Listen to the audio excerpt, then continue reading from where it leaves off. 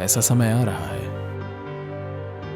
जब जानकारी जमा करने का कोई मूल्य नहीं होगा। अच्छी याददाश्त को बुद्धि की तरह पेश करना व्यर्थ हो जाएगा। आपके बोध की तीव्रता और आपकी बुद्धि की तेजी, भविष्य की दुनिया में यही चीजें ज्यादा महत्वपूर्ण होंगी।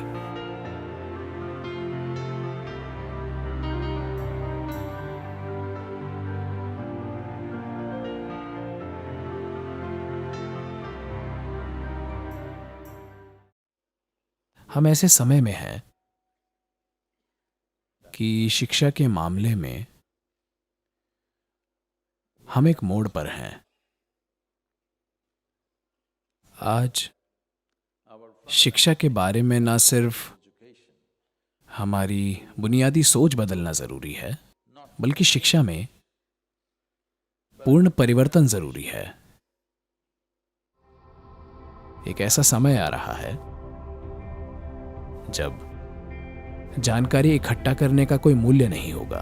एक ऐसा समय आ रहा है जब एकत्रित जानकारी को ज्ञान की तरह पेश करना अतीत की बात होगी। अच्छी याददाश्त को बुद्धि के रूप में पेश नहीं किया जाएगा, जो कि आज की शिक्षा प्रणालियों की बुनियाद है। जिसकी याददाश्त अच्छी होती है उसे सबसे बुद्धिमान व्यक्ति कहा जाता है। खैर, आज आप जानते हैं कि आपके सेलफोन की याददाश्त आपसे बेहतर है। हमारे कुछ फोन 600 GB के हैं। यकीन मानिए आप में वैसी याददाश्त नहीं है। आपके बोध की तीव्रता और आपकी बुद्धि की तेजी, ये चीजें आपके दिमाग में भरी मेमोरी से ज्यादा जरूरी होंगी। ये एक अच्छा समय है, बहुत अच्छा समय, इंसान के इस बोझ को उतारने के लिए, क्योंकि This cargo of so-called knowledge is killing human beings. यह नाम के ज्ञान का बोझ इंसान को मार रहा है। एक बच्चे के दिमाग में जानकारी ठूंसकर हम कई तरह से उसके जीनियस को मार रहे हैं, जो हर इंसान में होता है। इंसानी बुद्धि की प्रकृति अलग है। हमें याददाश्त को कभी बुद्धि नहीं मान बैठना चाहिए। हर इंसान के पास जीनियस का एक अंश होता है।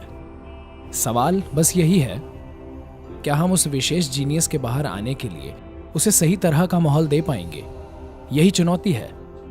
यही समय है जब आप सभी शिक्षा से जुड़े लोग ऐसे मुकाम पर हैं जहां आप जितनी जल्दी अपनी शिक्षा प्रणाली को बदलेंगे, हमारे बच्चे भविष्य की दुनिया के लिए उतने ही बेहतर तैयार हो पाएंगे।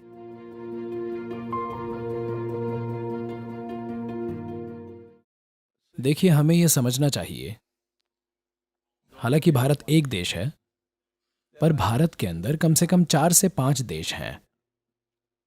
सभी की जरूरतें एक जैसी नहीं हैं। देश में एक सबसे अमीर वर्ग है, लोगों का एक वर्ग उच्च मध्यम वर्ग है जिसकी आकांक्षाएं बहुत अलग हैं। एक मध्यम वर्ग है जो हमेशा यही सोचते हैं कि हमारे बच्चों को नौकरी वगैरह कैसे मिलेगी। साथ ही ग्रामीण और दूसरे आयाम भी हैं जहां बात है किसी तरह उस सामाजिक और आर्थिक गड्ढे से बाहर आने की जिसमें वे फंसे हुए हैं। हम इन सभी वर्गों को ऐसे नहीं देख सकते कि वह एक हैं। ऐसा करना गलत होगा। समान शिक्षा के नाम पर हम ऐसा कर रहे हैं। मैं इसके पीछे की सोच समझता हूं, पर यह प्रैक्टिकल नहीं है। इसी वजह से भारत के छात्र विदेश जा रहे हैं और विदेशी विश्वविद्यालय उन्हें 24 अरब डॉलर की शिक्षा देकर पैसे कमा रहे हैं। यह बहुत जरूरी है कि हम समाज के हर वर्ग को मदद दे पाएं।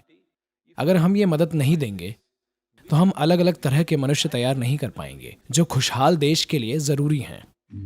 हमें लीडर्स चाहिए, हमें वैज्ञानिक चाहिए, हमें शिक्षक चाहिए, हमें इंजीनियर चाहिए, हमें किसान चाहिए, हमें शिल्पकार चाहिए। हमें देश को बनाने के लिए कई तरह के लोगों की जरूरत है। देखिए, 60 और 70 के दशक में ऐसा समय था जब हम इस देश को पढ़ाने के बारे में सोचते थे, क्योंकि जब अंग्रेज चले गए तब हमारी आबादी के सिर्फ 7% लोग पढ़े लिखे थे, बाकी अनपढ़ थे। तो हमारा लक्ष्य बस यही था, लोग कागज पर अपना नाम लिख पाएंगे। यही हमारा फोकस था। हमें समझना चाहिए कि हमारे देश की शिक्षा ऐसे बनाई गई थी क्लर्क बनाने के लिए। उन्होंने पाया कि भारतीय दुनिया भर में अच्छे क्लर्क बनते हैं, क्योंकि वे पूरी दुनिया को जीतने की योजना बना रहे थे। ये शिक्षा अंग्रेजी महारानी के अफसरों ने तैयार की। हमने कुछ बदलाव किए हैं, पर हमें और बड़े बदलाव करने होंगे। मैं कह रहा हूं, ये शायद आपको कड़वा लगे, पर मैं कह रहा हूं, भाषा के अलावा अंग्रेजों की शिक्षा का हर पहलू बदलना जरूरी है। अंग्रेजी भाषा दुनिया का पासपोर्ट है, यह भाषा रखनी चाहिए। बाकी सब कुछ हटाना जरूरी है, क्योंकि वो एक खास मकसद से बनाई गई थी। तब हुक्म मानना बुद्धि से बड़ा था। यह अपने बच्चों की परवरिश का तरीका नहीं है, ये गुलामों की परवरिश का तरीका है। पर अब इसे पलटना शुरू करने का समय आ गया है। हम इसे अचानक नहीं बदल सकते, वरना चीजें बिगड़ जाएंगी। We have to start turning it around, start working towards that adarsh or the ideal. हमें इसे बदलना शुरू करना होगा, उस आदर्श की ओर जिसके बारे में हम सोच रहे हैं। खेल, कला, संगीत, नाटक, जीवन का हर आयाम इस देश का खजाना है ना? तो लाखों लोगों को एक स्तर तक शिक्षित करना एक बात है, ऐसी काबिलियत वाले बच्चों पर विशेष ध्यान देना एक अलग बात है। अगर हम ऐसा ना करें तो हमारे पास महान वैज्ञानिक नहीं होंगे, महान मैथमेटिशियंस नहीं होंगे, हमारे देश में कुछ भी सार्थक नहीं होगा। इस संस्कृति को हमेशा ऐसा पोषण मिला है।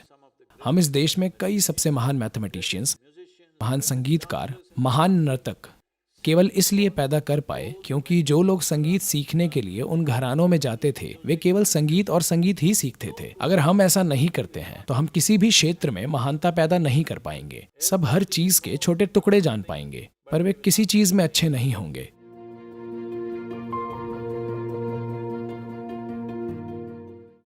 आपको ये समझना चाहिए, ये एक ऐसा देश है जहां कोई हमें हुक्म नहीं दे पाया।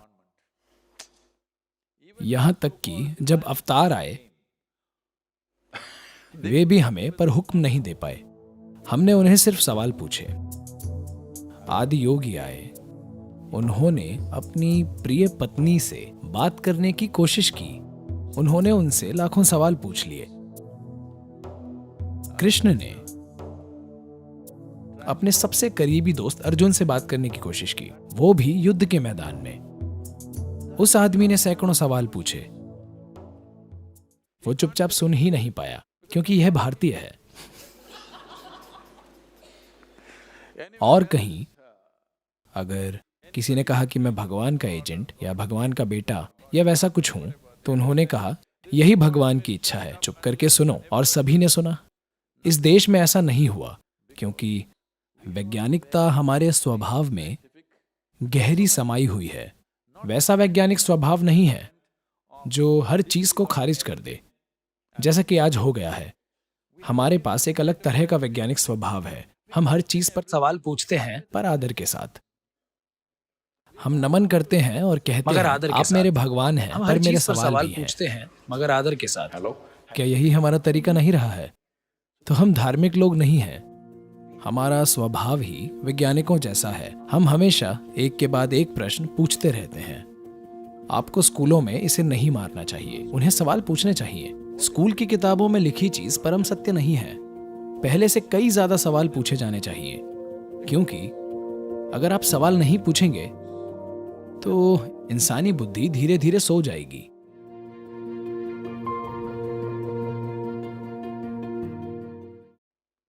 आपको ऐसा इंसान बनना चाहिए कि आपको कुछ भी ना कहना पड़े।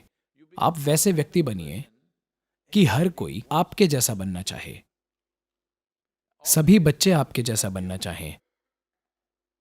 तो यह आपके लिए काफी कसरत है। आपको उनकी तरह नाचना सीखना होगा, उनकी तरह गाना गाना होगा, उनकी तरह बोलना होगा। फिर वे कहेंगे वाह, मुझे ऐसा बनना है। तो ऐसे बनिए कि वे आपसे प्यार करने लगें। उनसे कुछ मांगिए मत। अगर आपको कोई प्यार करे तो आपको क्या करना चाहिए? आपको थोड़ा चमकना चाहिए। हेलो, हाँ या ना? आपको थोड़ा चमकना चाहिए। कैसे चमके मैं नहीं बताऊंगा, क्योंकि अलग माहौल में आपको अलग तरह से चमकना होगा।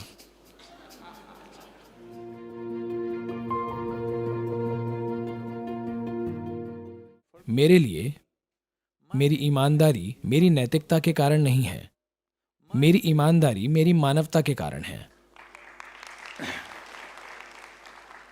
यही एकमात्र मूल्य हम में होना चाहिए कि हम इंसान हैं। बाकी सभी मूल्य हमने खुद बनाए हैं, है ना?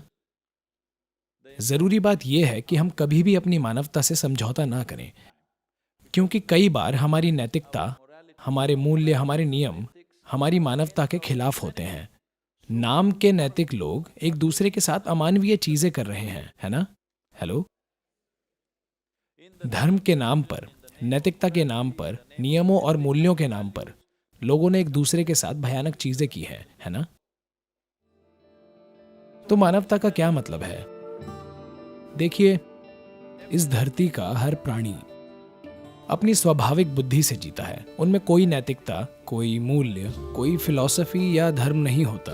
वे अपने स्वभाव से जीते हैं। वे अपने स्वभाव से हर चीज पर प्रतिक्रिया देते हैं। इसलिए हम बाघ को बाघ, टिड्डे को टिड्डा और हाथी को हाथी कहते हैं। सिर्फ आपको, Only you, we call you a human being. सिर्फ आपको हम कहते हैं ह्यूमन बीइंग, यानी कि आपको बीइंग या होना आना चाहिए। हम उससे कितने दूर हैं? अगर आपको होना आता तो क्या आप अद्भुत होते या बुरे? तो इंसान होने का मतलब है, आप जानवरों को देखिए, ऐसा होता है। आपने जंगली जानवरों को ऐसा करते नहीं देखा होगा, पर कम से कम आपने सड़क पर कुत्तों को हर जगह पेशाब करते देखा है। आपको लगता है कि उसे पेशाब की समस्या है? नहीं, वह पेशाब का साम्राज्य बना रहा है। वो हरदम अपनी सीमाएं तय कर रहा है। तो मानव होने की बुनियादी बात यह है कि हम यहां अपने अंदर सीमा का भाव लाए बिना जी सकते हैं। दूसरे सभी प्राणी ऐसे जीते हैं, क्या मेरा है और क्या मेरा नहीं है, ये मेरा एरिया है, वो तेरा एरिया है। पर इंसान में इससे आगे जाने की क्षमता है। अगर आप उसका इस्तेमाल नहीं करते तो हमें कहना पड़ेगा कि आप एक इंसानी जीव हैं, ना कि ह्यूमन बीइंग। ह्यूमन बीइंग यानी आप अपनी सीमाएं मिटा सकते हैं। अगर ये काम हम करते हैं, अगर हम अपने बच्चों में ये जगाते हैं, तो हमें उनकी नैतिकता की फिक्र नहीं करनी पड़ेगी। जब तक वे अद्भुत इंसान हैं, हमें उनकी मानवता को ऐसे उभारना चाहिए That our humanity is the first.